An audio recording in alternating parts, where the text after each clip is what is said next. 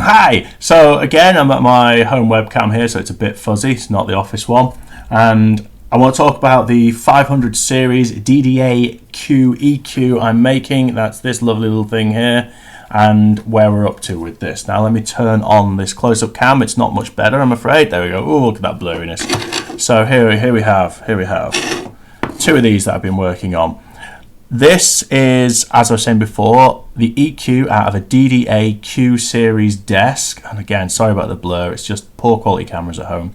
And it's well renowned as being a fantastic EQ designed by some really cool people. I'll get into the references later. These are people who've worked on some of the most famous mixing desks.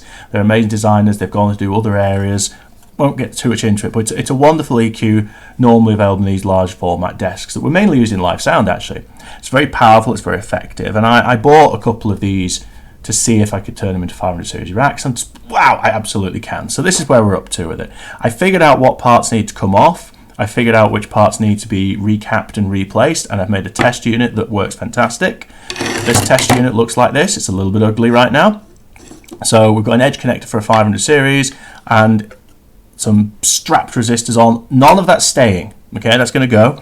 And say it works, sounds good. Things that are going to change. So we're going to have aluminium on one side. I'm hoping to put a little bit of clear perspex on the other, because a lot of people don't like the open format, but a lot of people like to see the parts. So I think that's a kind of good compromise. Instead of the strapped resistors, I'm going to be adding a section on a custom-made circuit board here. Let me get that up now. I can do this.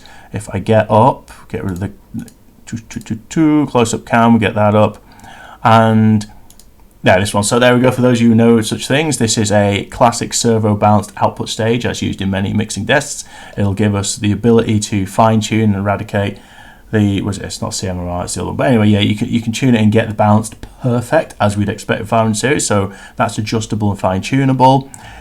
That'll be built onto this secondary board that goes here at the back end of it.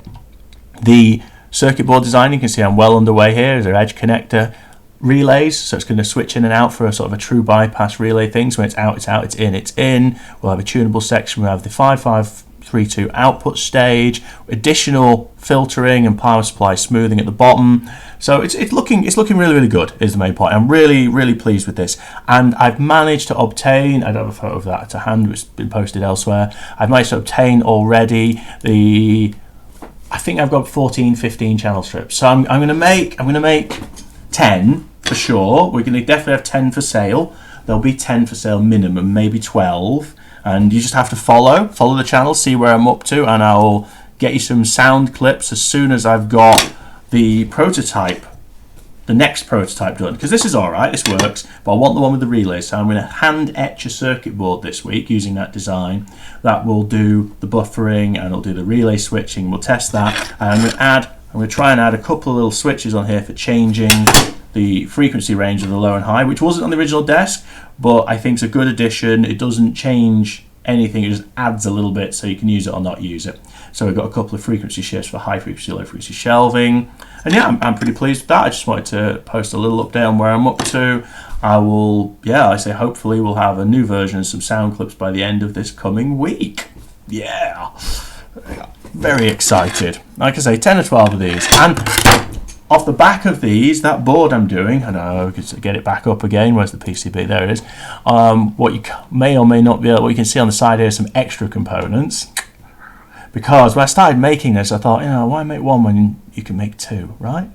Why when we can do two? I think I can move across, and you can see there's, if I zoom out, there's this whole cluster of stuff going on here. Ooh. So yeah, there's a secondary plan. We're going to get a second item off the back of this as well, which I'll talk about in another video, which is basically going to be a really funky instrument preamp with some cool things for letting you put in effects pedals in a 500 series loop and stuff. So yeah, that's cool. So there we go. Thank you for watching. I shall be back soon.